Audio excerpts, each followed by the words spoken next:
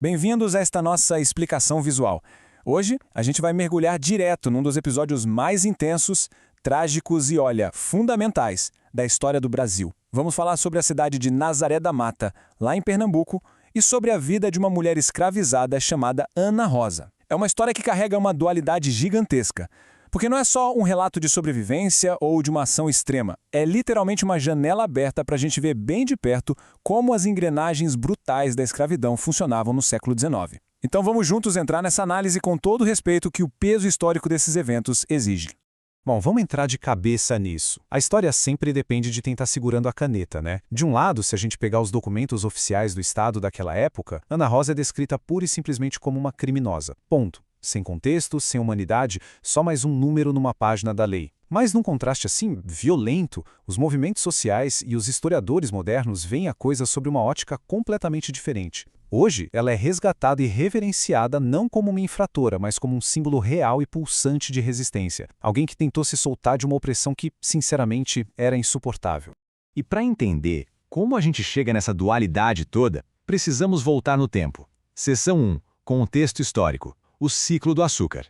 A gente está falando do século XIX na zona da mata de Pernambuco, uma região inteira tomada por fazendas gigantescas e engenhos de açúcar. E olha, esse sistema rodava na base do controle absoluto. Os senhores de engenho tinham poder de vida ou morte sobre as pessoas escravizadas.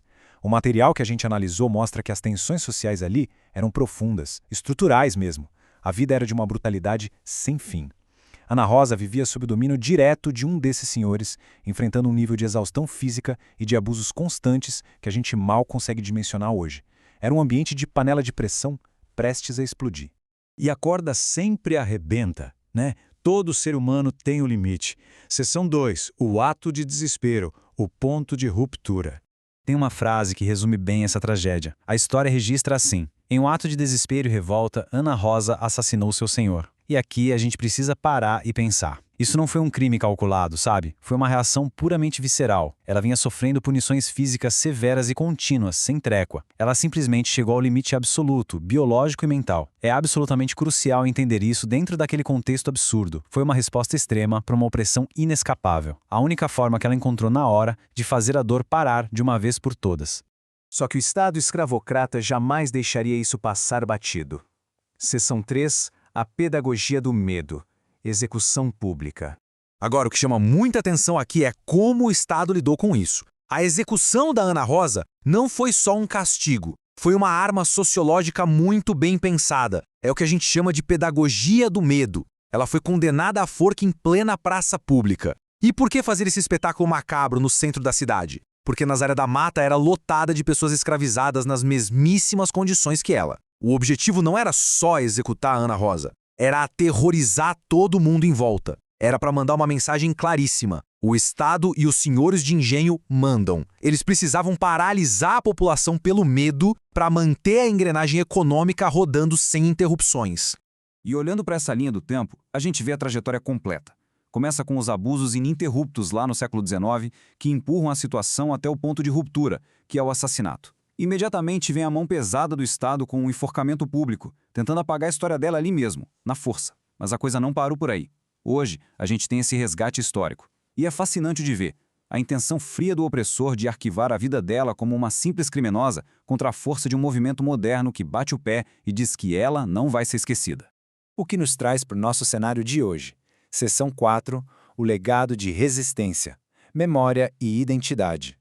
Então o ponto crucial aqui é como essa memória conseguiu sobreviver por mais de um século contra toda uma máquina oficial tentando apagá-la. A resposta está em 3 pilares. Primeiro, a fantástica literatura de cordel, que espalhou a história em forma de rima e cultura popular. Segundo, a história oral, com os moradores mais velhos passando o relato para as novas gerações, no boca a boca mesmo. E por fim, os pesquisadores e historiadores que mergulharam fundo nos arquivos de Pernambuco. Foi essa força-tarefa natural entre a cultura do povo e a academia que salvou a essência de Ana Rosa de virar poeira nas atas criminais.